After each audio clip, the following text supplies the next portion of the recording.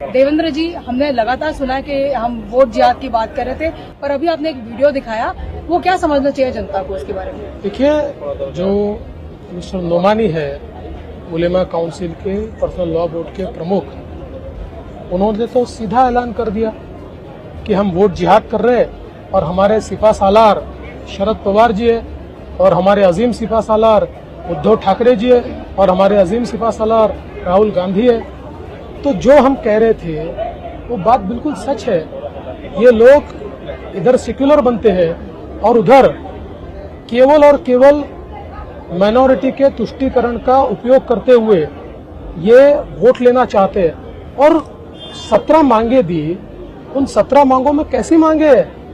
RSS को ban कर दीजिए, मुस्लिमों को 10% रिजर्वेशन दे दीजिए, और सबसे तो खतरनाक मांग ये है कि 2012 से 2024 तक महाराष्ट्र में जो दंगे हुए, उन दंगों में जो आरोपी मुस्लिम है उनके सारे केसेस वापस ले लीजिए, और ये उनको राइटिंग में देते हैं कि आपकी मांगे मंजूर है और हम इसके ऊपर काम करेंगे। ये किस और हम जा रहे हैं लोकतंत्र में? हम तो इसका मुकाबला करेंगे और डट कर करेंगे। ये हर बार उनका निशाना प्रधानमंत्री नरेंद्र मोदी क्यों होते हैं? क्योंकि अभी भी उन्होंने कहा कि हमारा निशाना महाराष्ट्र में दिल्ली की सत्ता गिरानी है। हाँ, ये तो जो हम बात कह रहे थे कि सब लोग मिलकर केवल दिल्ली की सत्ता गिराने का ही प्रयास कर रहे हैं, आज वो भी सच उन्होंने उगल दिया।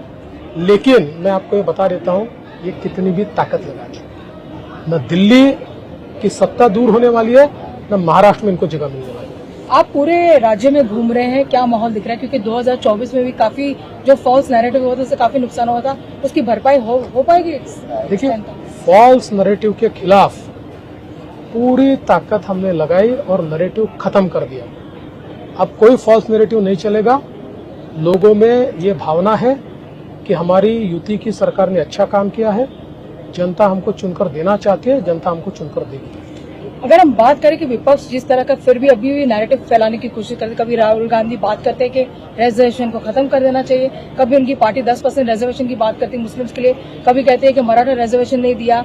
क्या है इनका? What is their whole? Are you confused that they are also confused about reservation? मैं यही कहूंगा कि भारत के इतिहास में किसी भी राष्ट्रीय पार्टी का इतना कंफ्यूज नेता मैंने देखा नहीं। He is one of the most confuse person, और इतने अंतर विरोध की बातें वो करते हैं और आजकल एक लाल संविधान लेकर घूमते हैं। ये लाल संविधान में पन्ने तो कोरे। तो जिस प्रकार की नौटंकी, नाटकबाजी ये लोग कर रहे हैं, ये कोई नैरेटिव नहीं सेट कर पाएंगे। इनको पता ही नहीं है महाराष्ट्र में मराठा समाज को रिजर्वेशन मैंने दिया और अभी शिंदे जी ने दिया और रिजर्वेशन चल रहा है। ये तो 40 साल इनकी सरकार थी, कई लोगों ने जान दे दी, इन्होंने इनकी जू तक नहीं रहेगी। इन्होंने कभी प्रयास नहीं किया रिजर्वेशन देने का। तो ये बोल वचन देने वाले लोग हैं। ये जो लोग कहते हैं कि हम महिलाओं के अधिकार के लिए फाइट करेंगे, वही पहले लाड़की बहनी योजना का विरोध करते हैं और फिर अपने मैनिफेस्टो में इसको दोबारा अनाउंस करते हैं। Do you think they have lost the plot as far as the women vote is also concern?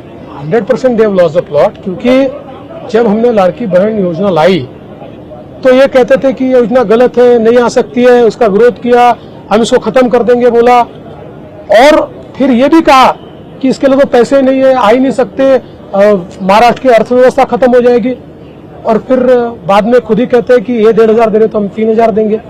तो मुझे लगता है इनको एक आदत हो गई है। क्या होता है कि जो सही आदमी होता है ना, उसको झूठ बोलने में शर्म लगती है, इनको शर्म ही नहीं आती झूठ बोलने में, ये प्रॉब्लम है।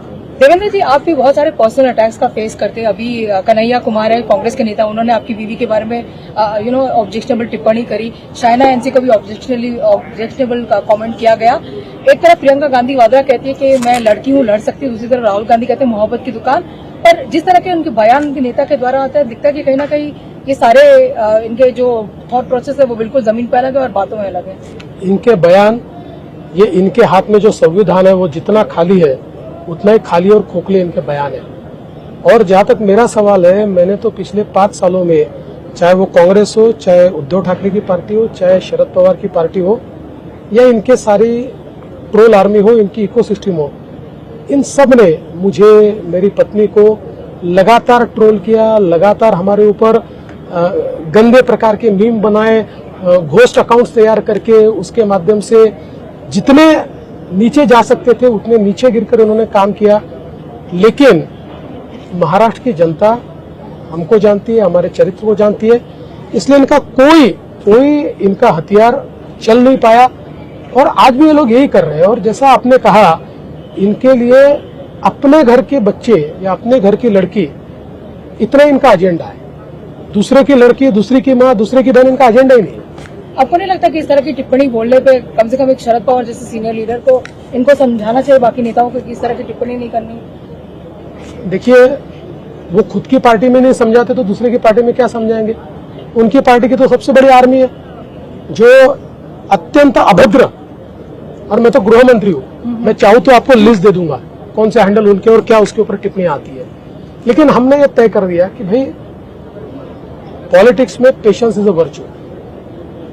हम इनको जवाब अलग तरीके से देंगे, हम दे रहे हैं। आपको लगता है कि राहुल गांधी से जवाब दिला पाएंगे उद्धव ठाकरे? क्योंकि प्रधानमंत्री ने चैलेंज किया है कि आप बाला साहब ठाकरे का प्रेस करके दिखाओ, आप वीर सावरकर जी का प्रेस करके दिखाओ। आपको लगता है कि इस चैलेंज में उभर पाएंगे उद्धव ठाकरे? देखिए, इसलिए नहीं उभर पाएंगे कि कई बार ऐसा होता है कि किसी के साथ दोस्ती होती है तो उसके गुण अपने को लग जाते हैं। उद्धव जी का ऐसा ही हुआ है। उद्धव जी ने स्वयं ही हिंदू हृदय सम्राट बोलना छोड़ दिया। अब वंदनीय शिवसेना प्रमुख बाला साहब ठाकरे कहा जाता है। जब वो खुद नहीं कर रहे हैं, अपने पिता को वो खुद हिंदू हृदय सम्राट नहीं कहना चाहते, तो वो कहां से राहुल गांधी से कहलवाएंगे? उल्टा राहुल गांधी ने उनको कहा कि नहीं कह सकते आप, बंद कर दिया उन्होंने कहना। एक सवाल ये भी बनता है क्योंकि फाइनेंशियल कैपिटल है मुंबई और महाराष्ट्र एक बहुत बड़ा राज्य है। जिस तरह के डेवलपमेंट प्रोजेक्ट हमने 2 साल में 2.5 साल में देखे, बहुत सारे प्रोजेक्ट जो स्टॉल हो गए थे, इंक्लूडिंग द कोस्टल रोड वगैरह, आगे भी इस ग्रोथ जर्नी रहेगी क्योंकि हम हमेशा डबल इंजन ग्रोथ की बात करते हैं। ट्रिमेंडस ग्रोथ आपको देखने को मिलेगी, ट्रिमेंडस, क्योंकि मैं ये देख पा रहा हूं कि जो अवसर महाराष्ट्र में तैयार हो गए 360 डिग्री के अवसर है।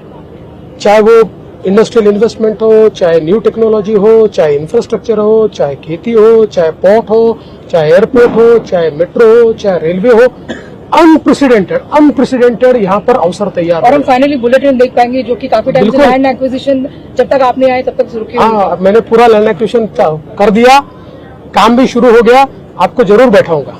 Final question to you Uddhav ji से, और महाविकास आघाड़ी के जो नेता है जो इस टाइम नर्वस फील करे या कॉन्फिडेंट फील करे, आप क्या कहना चाहेंगे?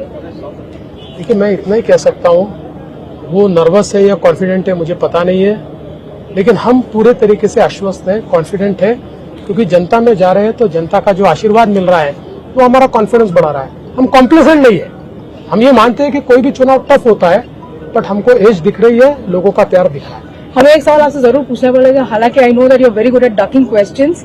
ये जो भारतीय जनता पार्टी के जो कार्यकर्ता है वो चाहते हैं कि इस बार भाजपा का मुख्यमंत्री बने, आपके पीछे खड़े चाहते हैं आप मुख्यमंत्री बने, क्या कहेंगे उनसे? कि हर पार्टी के कार्यकर्ता को ये हमेशा ही लगता है कि अपनी पार्टी का मुख्यमंत्री बनना चाहिए। तो आज नहीं, जब भी हम राजनीति में होते हैं, हमारे पार्टी वालों को ये लगता है कि अपना मुख्यमंत्री होना चाहिए। लेकिन हमारे अलायंस ने तय कर लिया है और हमारे नेता और देश के गृह मंत्री अमित शाह जी ने ये घोषित किया है कि चुनाव के बाद तीनों पार्टियां साथ में बैठेगी और इसका फैसला करेगी। मुझे ऐसा लगता है कि हमने उसका इंतजार करना चाहिए। 23 तारीख को पूर्ण बहुमत आएगी? ऐसा लग तो रहा है आएगा।